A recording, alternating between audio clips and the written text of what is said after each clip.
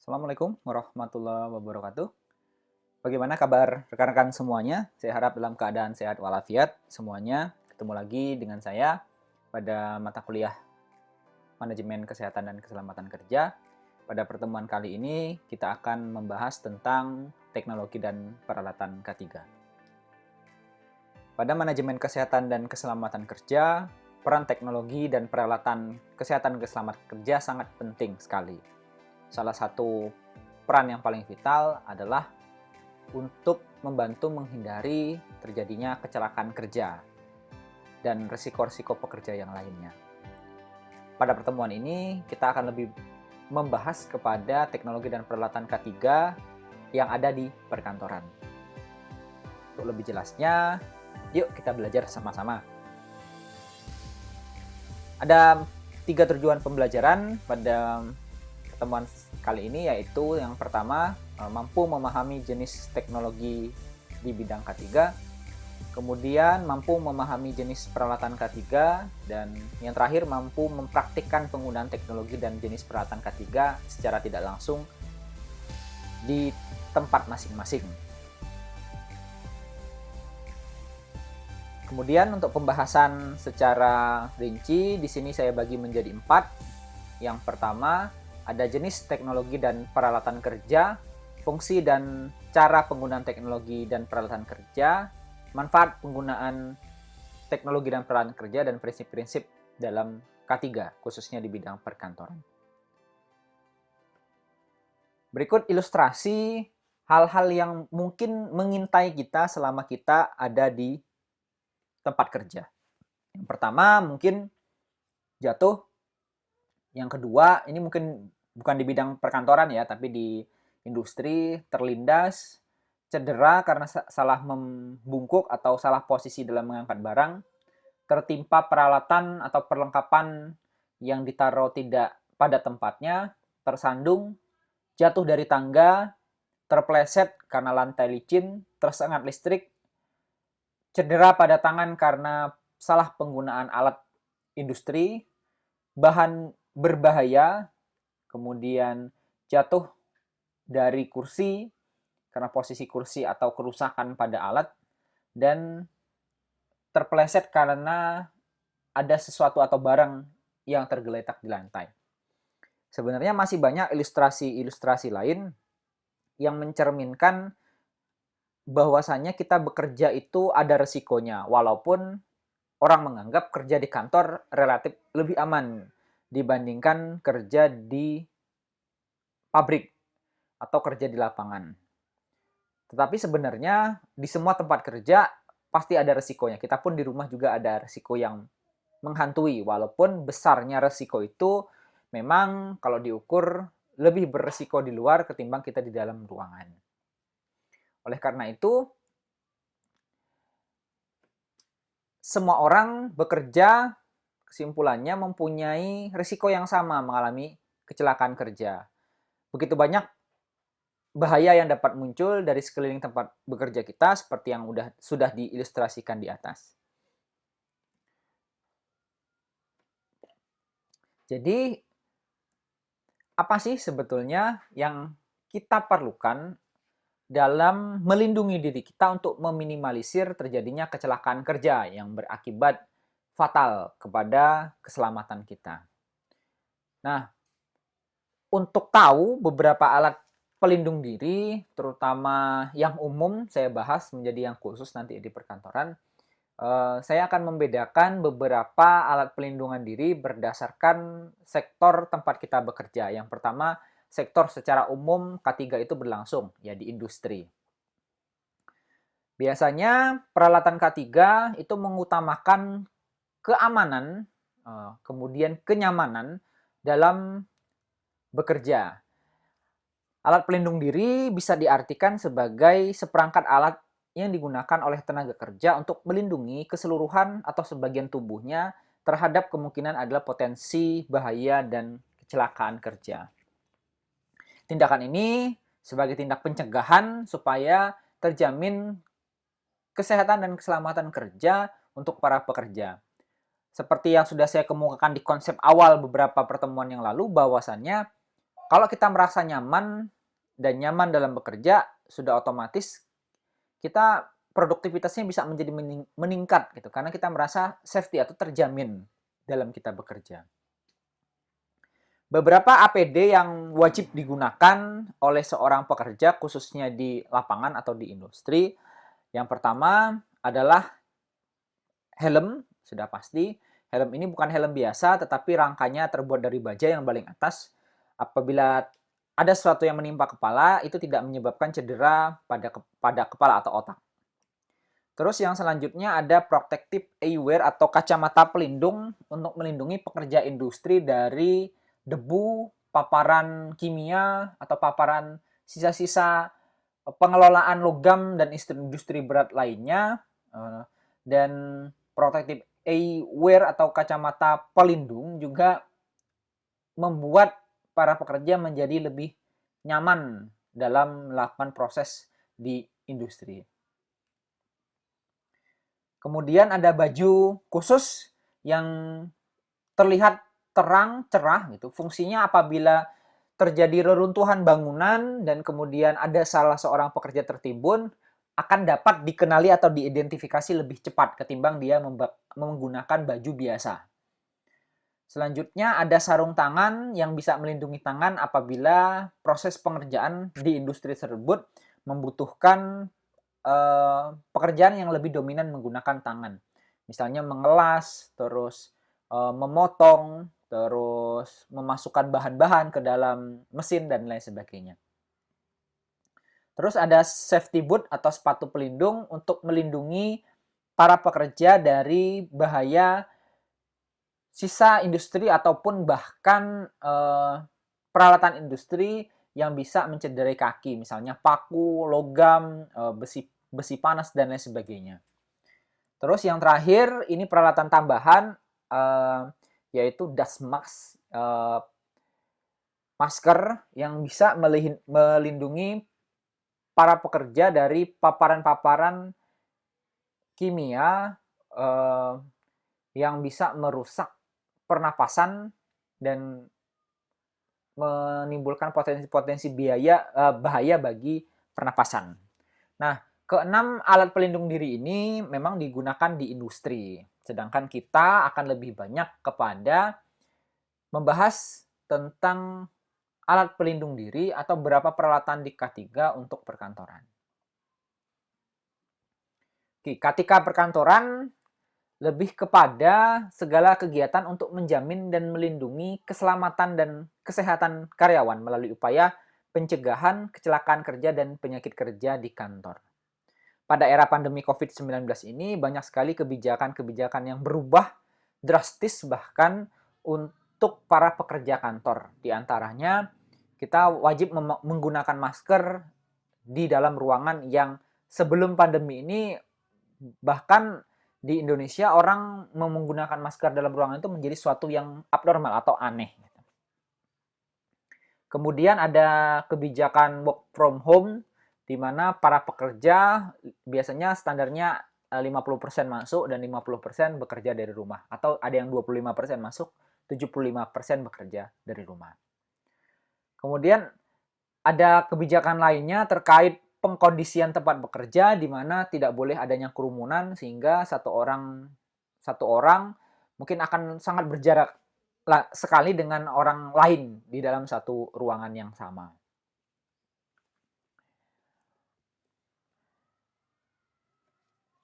Kantor merupakan tempat kerja yang mempunyai faktor risiko dan potensi bahaya yang sama dengan industri atau pabrik ya.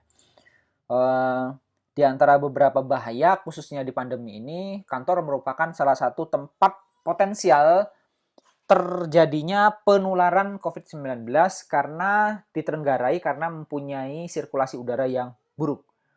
Kantor itu tertutup, biasanya menggunakan AC dan tidak mempunyai ventilasi yang baik. Oleh karena itu, faktor bahayanya mungkin lebih besar di kantor ketimbang di industri. Karena kalau basis industri itu di lapangan ventilasinya tidak seperti di kantor yang tertutup, kalau di lapangan itu udah pasti terbuka.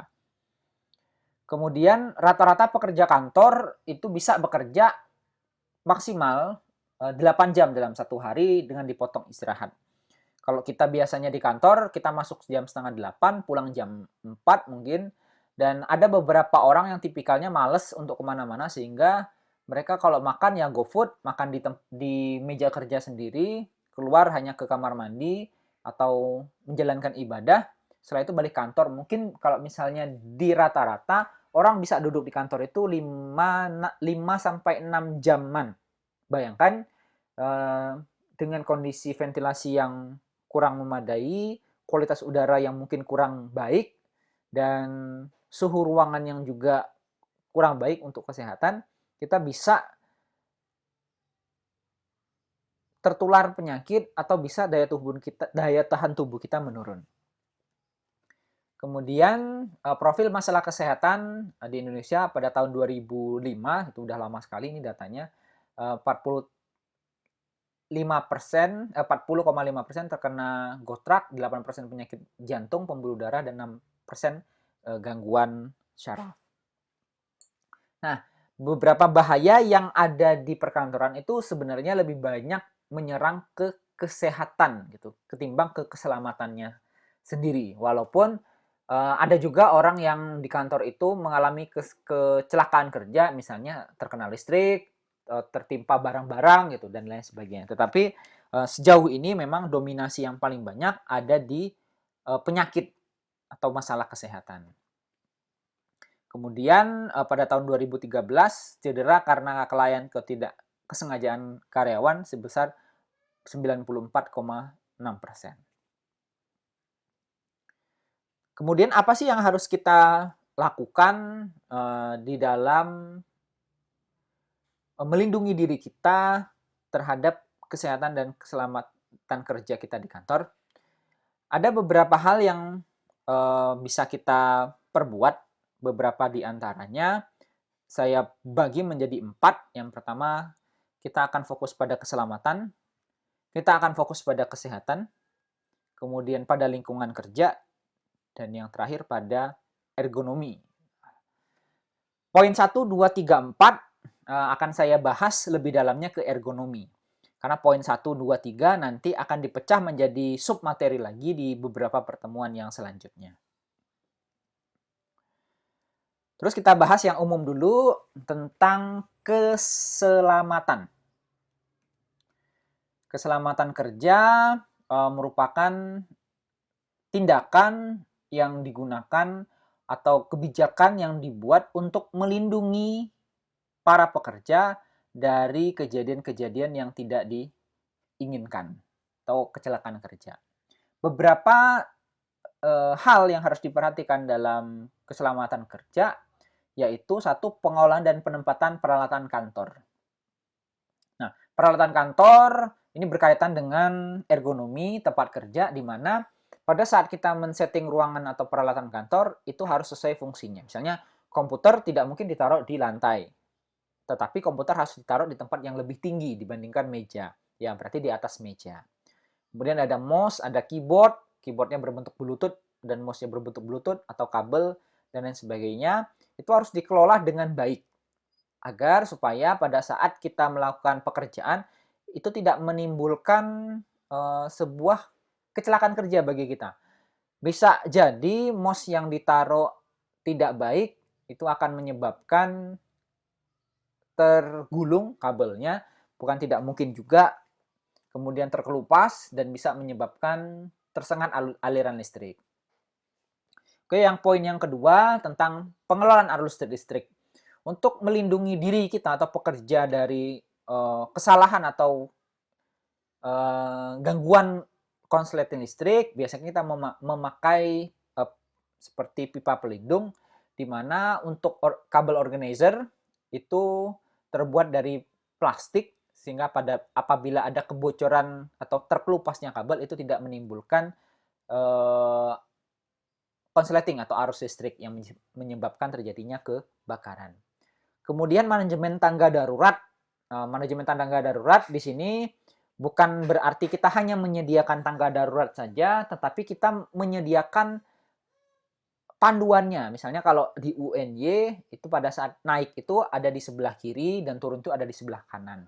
Hal itu untuk memudahkan terjadinya transisi dalam proses evakuasi orang pada saat terjadinya bencana gempa bumi, kebakaran, atau bencana-bencana lainnya.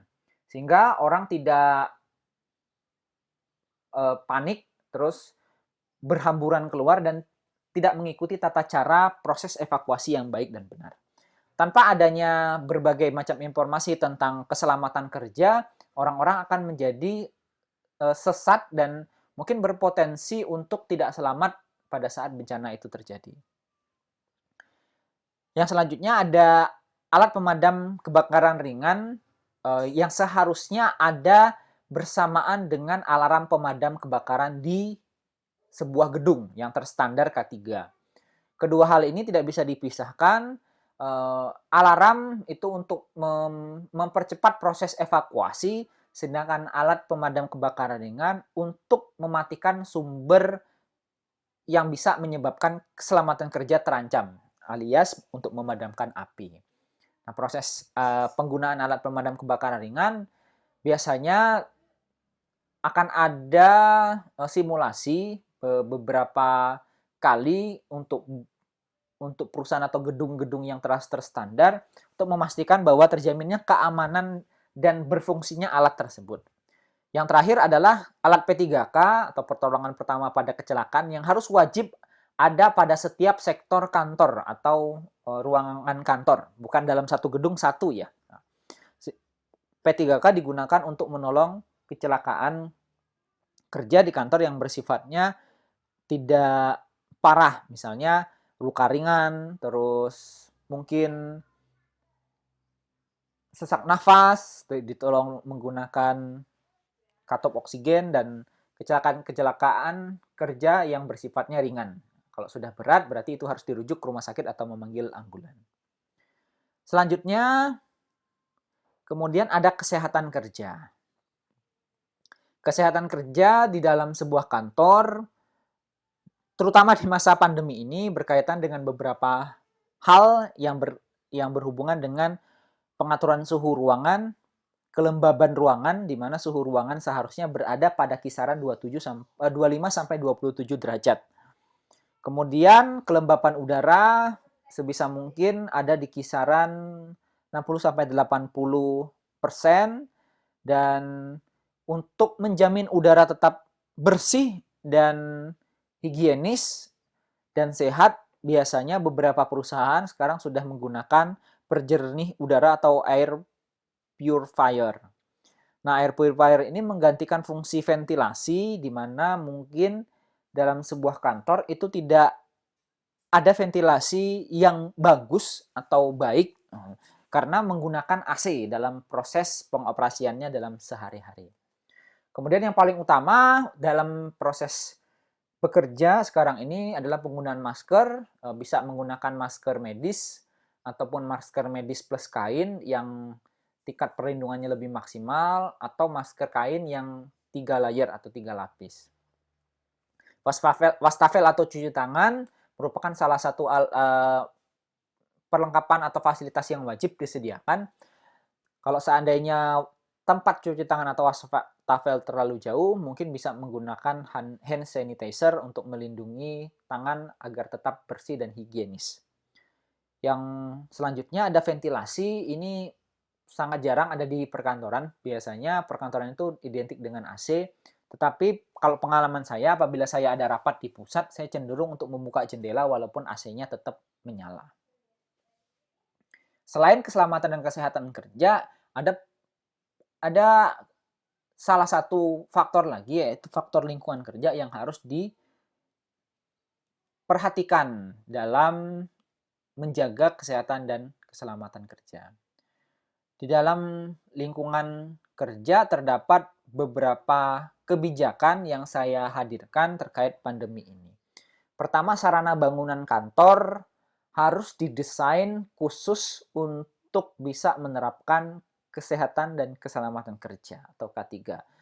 Kantor-kantor yang baru atau ruang-ruangan yang dibangun baru di lingkup kampus atau di UNY khususnya, itu sekarang sudah menggunakan fasilitas memenuhi standar aturan K3, di mana ada alat pemadam kebakaran ringan, ada bel tanda bahaya kebakaran atau bahaya yang lain, terus evakuasi, tanda atau rambu evakuasi, dan lain sebagainya. Kemudian tidak lupa selain sarana bangunan ada fasilitas yang ditawarkan, ada toilet, kemudian untuk sekarang ini ada pengecekan suhu tubuh, terus ada kebijakan WFH 50% atau 75%, dan hindari kerumunan di lingkungan kerja.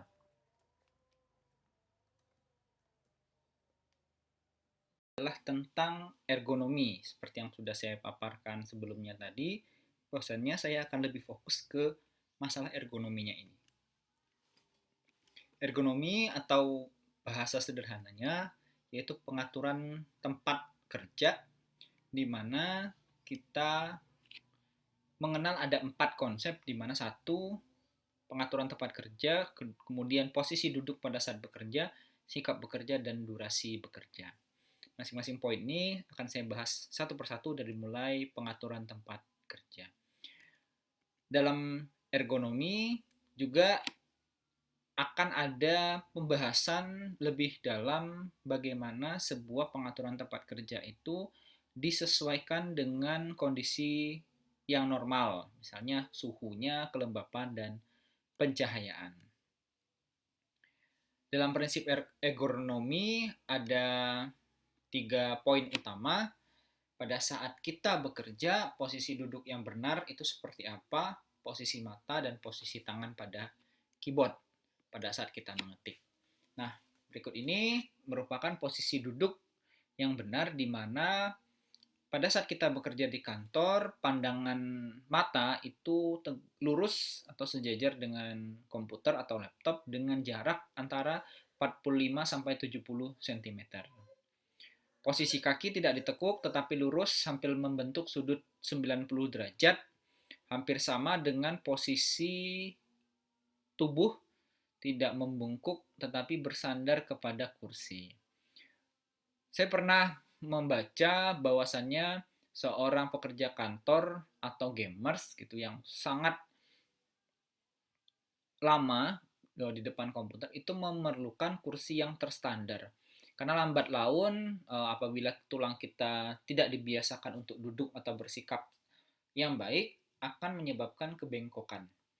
Makanya beberapa kursi-kursi games atau kursi-kursi perkantoran itu harganya bisa sampai 1,5, ada yang 1 digit, ada yang sampai 2 digit. Kemudian posisi tangan harus lurus, terus keyboard disentuh dengan jari, terus bawahan telapak tangan itu bersandar pada meja. Nah, disarankan juga di dalam durasi kita bekerja, kita melakukan peregangan dalam jangka waktu bisa 30 menit sekali. Misalnya mulai dari melepas pandangan kita dari layar komputer atau laptop, melihat sekitar, terus memutar bola mata atau eye rotation, kemudian menarik nafas dalam-dalam selama beberapa kali dengan posisi mata tertutup, kemudian bisa peregangan yang agak berat, misalnya dari mulai kepala, terus lengan, kemudian badan, kemudian siku, sampai ke kaki dengan durasi masing-masing yang kita inginkan. Karena kalau bagi saya ngetik dalam jangka waktu yang lama itu terkadang yang paling nggak enak itu adalah pundak yang agak kaku karena akibat dari kebiasaan duduk yang kurang baik. Sehingga memang di dalam beberapa menit perlu diatur di smartwatch atau di HP saudara untuk mengingatkan bahwasan saudara sudah duduk bekerja itu selama berapa jam. Biasanya kalau di smartwatch tuh disetting kalau tidak salah 1 jam duduk akan diingatkan untuk bergerak atau untuk keluar. Bagi saya apabila sudah sekitar 1 jaman itu udah pasti sering ke kamar mandi karena saya tipikal orangnya yang banyak minum air, sehingga lebih sering ke toiletnya sebagai sarana olahraga. Untuk setup ruangan di dalam perkantoran terdapat beberapa syarat yang biasanya bisa dipatuhi. Suhu ideal apabila orang itu sangat ramai sekali bisa di bawah ini, tapi kalau untuk suhu ruangan itu 25 sampai 28 derajat Celcius. Kemudian kelembapan ideal itu kalau untuk orang ramai 40 sampai 60%. Kemudian kita perlu mempertimbangkan di kantor itu lebih baik menggunakan cahaya alami atau buatan. Untuk beberapa perkantoran memang sebagian besar lebih cenderung untuk menggunakan cahaya buatan atau cahaya lampu ketimbang cahaya matahari. Kemudian ada warna ruangan yang disesuaikan, biasanya berwarna cerah dan atau tidak menyilaukan, misalnya warnanya merah gitu. Tidak, tetapi warna yang dipilih adalah warna-warna yang kalem atau menghanyutkan seperti biru, bisa grey, atau bisa kuning kenari dan lain sebagainya. Yang terakhir adalah kualitas udara atau air purifier, di mana kualitas udara yang dihasilkan oleh AC mungkin tidak sehat karena sirkulasinya tidak ada. Perlu diberikan peralatan tambahan untuk pemurni udara, bisa disesuaikan dengan luas ruangan. Kalau seandainya terlalu luas bisa dibutuhkan 2, kalau misalnya tidak terlalu luas hanya dibutuhkan 1. Ini beberapa peralatan yang digunakan di sebuah ruangan perkantoran yang berhubungan dengan kesehatan pekerja. Jadi dapat saya simpulkan bahwasannya teknologi dan peralatan dalam kesehatan dan keselamatan kerja khususnya di perkantoran itu lebih fokus pada upaya menjamin kesehatan dan keselamatan kerja pegawai kantor. Fokus utama adalah memanfaatkan untuk membangun lingkungan dan ergonomi kantor yang dapat menjamin kesehatan dan keselamatan pekerja pegawai kantor.